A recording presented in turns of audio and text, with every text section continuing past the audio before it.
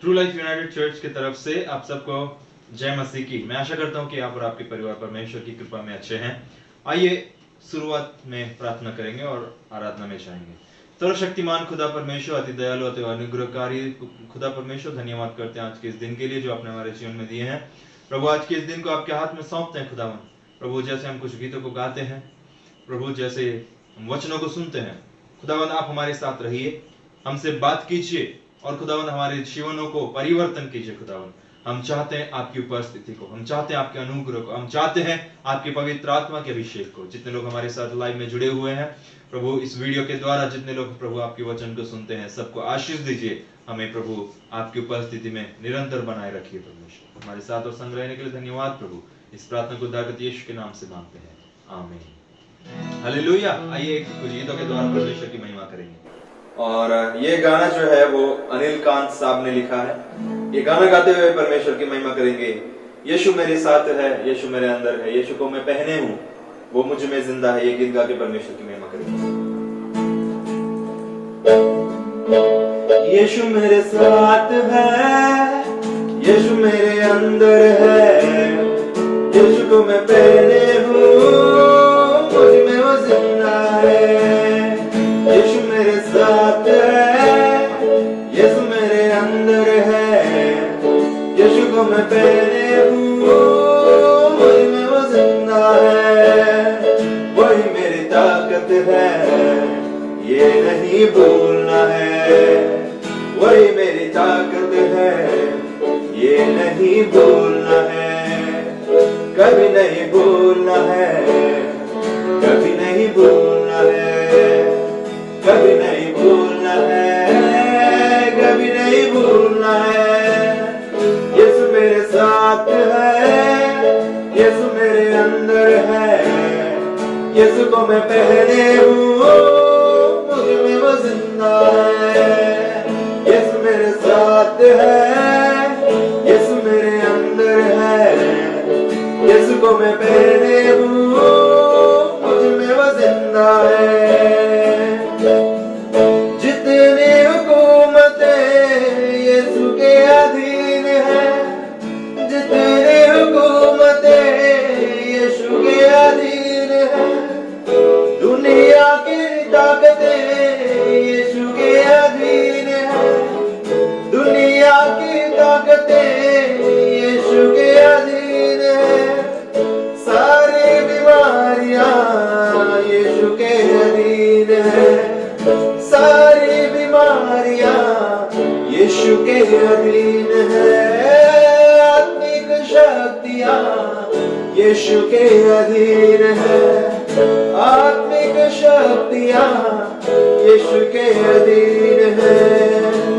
यही मेरी ताकत है, ये नहीं भूलना है। यही मेरी ताकत है, ये नहीं भूलना है।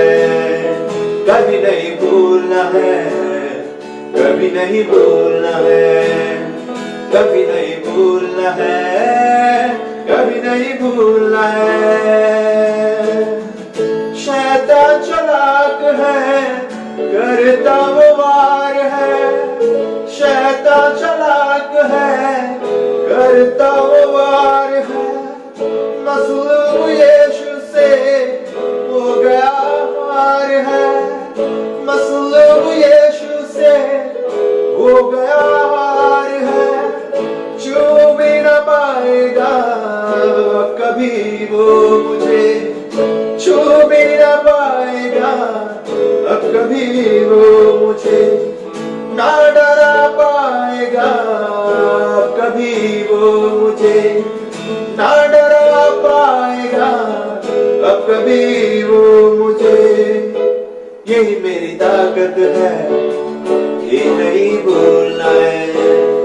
यही मेरी ताकत है, ये नहीं भूलना है। कभी नहीं भूलना है, कभी नहीं भूलना है, कभी नहीं भूलना है, कभी नहीं भूलना है। यीशु मेरे साथ है, यीशु मेरे अंदर है, यीशु को मैं पहने हूँ, मुझ में वो जिंदा है। मेरे साथ है, यीशु मेरे अंदर है, यीशु को मैं पहने हूँ, मुझ में वो जिंदा है। यही मेरी ताकत है, ये नहीं भूलना है। यही मेरी ताकत है, ये नहीं भूलना है। कभी नहीं भूलना है, कभी नहीं भूलना है, कभी नहीं भूलना है, कभी नहीं भूलना है। हालेलुया, परमेश्वर की महिमा हो। परमेश्वर हम सबको आशीष दे। आमीन। ट्रू लाइफ यूनाइटेड चर्च के तरफ से आप सबको फिर से जय मसीह की। परमेश्वर आप सबको आशीष दें। मैं आशा करता हूं कि आप और आपके परिवार परमेश्वर के उस असीम प्रेम में और उनकी कृपा में अच्छे हैं। आइए कुछ देर परमेश्वर के वचन में से ध्यान करेंगे। आज के वचन के लिए हम उत्पत्ति का 3रा अध्याय उसका पहला वचन में से कुछ ध्यान करेंगे। उत्पत्ति का 3रा अध्याय पहला वचन ऐसे कहता है, यहोवा परमेश्वर ने जितने बनोले पशु बनाए थे उन सब में सर्प धूर्त था। उसने स्त्री से कहा, क्या सच है कि परमेश्वर ने कहा तुम इस वाटिका के किसी वृक्ष का फल ना खाना? स्त्री ने सर्प से कहा, इस वाटिका के वृक्ष के फल हम खा सकते हैं, पर जो वृक्ष वाटिका के बीच में है उसके फल के विषय में परमेश्वर ने कहा है कि ना तो तुम उसको खाना और ना उसको छूना, नहीं तो मर जाओगे। तब सर्प ने स्त्री से कहा, तुम निश्चय ना मरोगे, वरन परमेश्वर आप जानता है कि जिस दिन तुम उसका फल खाओगे उसी दिन तुम्हारी आंखें खुल जाएंगी और तुम भले बुरे का ज्ञान पाकर परमेश्वर के तुल्य हो जाओगे। अतः जब स्त्री ने देखा, 6वां वचन ध्यान से सुनिएगा, कहता है, अतः जब स्त्री ने देखा कि उस वृक्ष का फल खाने के लिए अच्छा और देखने के लिए मन भाव और बुद्धि देने के लिए चाहने योग्य है, तब उसने उसमें से तोड़कर खाया और अपने पति को भी दिया और उसने भी खाया। तब उन दोनों की आंखें खुल गई और उनको मालूम हुआ कि वे नंगे हैं, इसीलिए उन्होंने अंजीर के पत्ते जोड़ जोड़ कर लंगोट बना लिए। परमेश्वर का धन्यवाद हो। उत्पत्ति के बारे में हम सब जानते हैं। उत्पत्ति का पहला अध्याय परमेश्वर ने सृष्टि को बनाया, दूसरा अध्याय मनुष्य को कैसे बनाया, सृष्टि को पूरा कैसे बनाया, वो सब लिखा गया। तीसरा अध्याय में हम देखते हैं कि पाप की जो शुरुआत कैसे होती है, या बुरे आदत या बुरी चीजों की शुरुआत कहां से होती है, वो हम देखते हैं तीसरा अध्याय में। वहां पे लिखा है कि सर्प जो था वो सबसे द्रुत था, मतलब सबसे चलाव। हाँ, तो वो हवा के पास आके कहा, क्या ये सच है कि परमेश्वर ने तुमसे कहा इस वाटिका का कोई भी फल ना खाओ? तो हवा ने कहा उससे, वाटिका के कोई भी फल नहीं, सब फल खा सकते हैं लेकिन एक पेड़ के फल नहीं खा सकते जो वाटिका के बीचों बीच है। अगर उसको खाएंगे या छुएंगे तो भी हम मर जाएंगे करके परमेश्वर यहोवा ने आज्ञा दिया। तो सर्प कहता है, निश्चय तुम ना मरोगे। परमेश्वर ने कहा निश्चय मर जाओगे, शैतान आके कहा निश्चय नहीं मरोगे। तब हव्वा ने, देखिए 6वां अध्याय में कहता है, अतः जब स्त्री ने देखा कि उस वृक्ष का फल खाने के लिए अच्छा और देखने में मन भाव और बुद्धि देने के लिए चाहने योग्य था, तब उसने उसमें से तोड़कर खाया। जब मैं इंटरनेट में से ब्राउज कर रहा था, एक छोटी सी कविता मुझे मिली, मैं आपके लिए पढ़ना चाहूंगा। ये कविता ऐसे कहती है, आंख ने फल देखा तो मन में लालसा हुई, आंख ने फल देखा तो मन में लालसा हुई, आंख तो फल तोड़ नहीं सकती।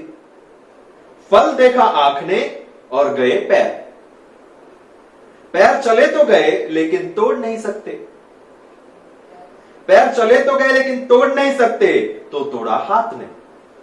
जिसने देखा वो गया नहीं, जिसने गया वो तोड़ा नहीं, जिसने तोड़ा वो खाया नहीं, और जिसने खाया वो रखा नहीं, चला गया पेट में। और थोड़ी देर में जब माली ने देखा तो डंडे पड़े पीठ को। पीठ ने बोला, आए मेरा क्या कसूर था। लेकिन जब डंडे लगे पीठ को तो आंसू निकले आंख में से, देखा तो उसी ने था। ये कविता इतना जुड़ जाता है ये हवा के बारे में कि उसको जो आंख में दिखा, वही वचन कहते हैं कि अतः जब स्त्री ने देखा कि उस वृक्ष का फल खाने के लिए अच्छा है, खाने के लिए अच्छा है, देखा उसने तो मन में लालसा हुआ, वाह कितना अच्छा होगा। मन में तो लालसा हुआ लेकिन मन तो तोड़ नहीं सकता। हाथ ने तोड़ा, हाथ तोड़ा, गए पैर लेकिन पैर तोड़ नहीं सकते। तो हाथ ने तोड़ा लेकिन हाथ खा नहीं सकता। मुंह ने खाया, मुंह खाया लेकिन रख नहीं सकता, फिर मुंह से चला गया पेट में। डंडे पड़े किसको? पीठ को। और पीठ को डंडे तो पड़े लेकिन दुख किसको हुआ? दर्द किसको हुआ? आंख में से आंसू निकला, क्योंकि पाप आंख के द्वारा हुआ। इसीलिए मत्ती रचित सुसमाचार में 5वां अध्याय में परमेश्वर यीशु मसीह पहाड़ी समाचार में कहते हैं, यदि तुम्हारी दाहिनी आंख तुम्हें पाप में गिराती है, तुम्हारी आंख क्या करो?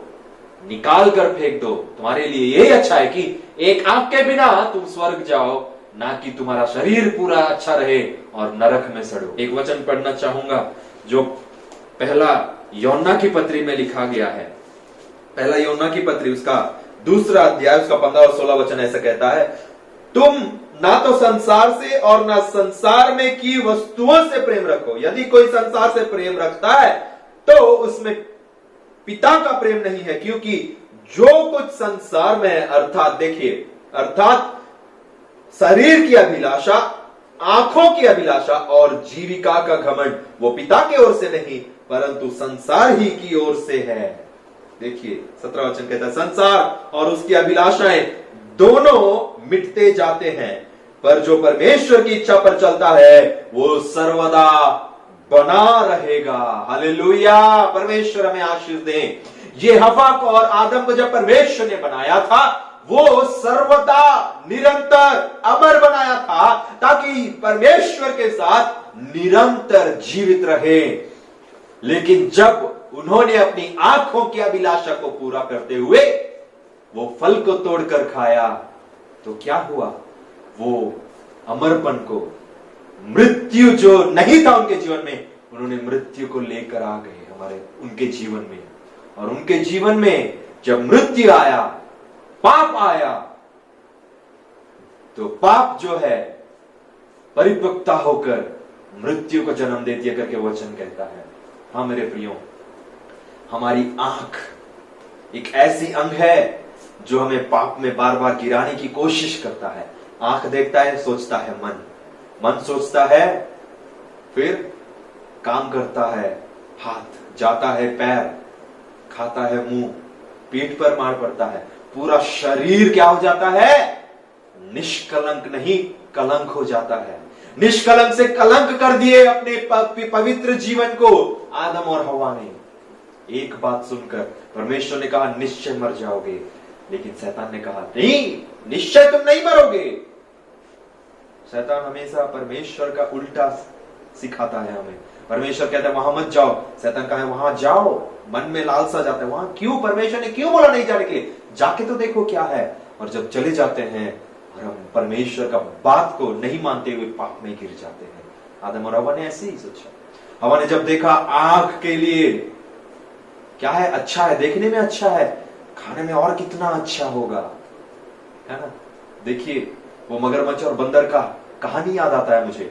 जो बंदर फल को खाते हुए जीवन बिताती थी और अचानक से उसने एक दोस्त बनाया। कौन है? मगरमच्छ को दोस्त बनाया। और मगरमच्छ को वो अपने पेड़ से अच्छे अच्छे मीठे मीठे फल देती थी। और मगरमच्छ क्या करता था? आधा खाता था और आधा अपने स्त्री के लिए लेके जाता था, अपनी पत्नी के लिए, जो मगरमच्छी है उसके लिए लेके जाता था। और जब वो मगरमच्छी, एक दिन क्या हुआ, मगरमच्छ और बंदर अच्छे दोस्त बन गए। लेकिन जब मगरमच्छी हुई वो क्या बोली?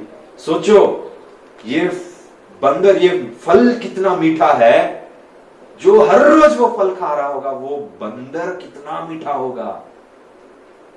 क्या हुआ फिर? जो मगरमच्छ के जीवन में, मगरमच्छी ने मगरमच्छ के जीवन में लालसा को भर दिया।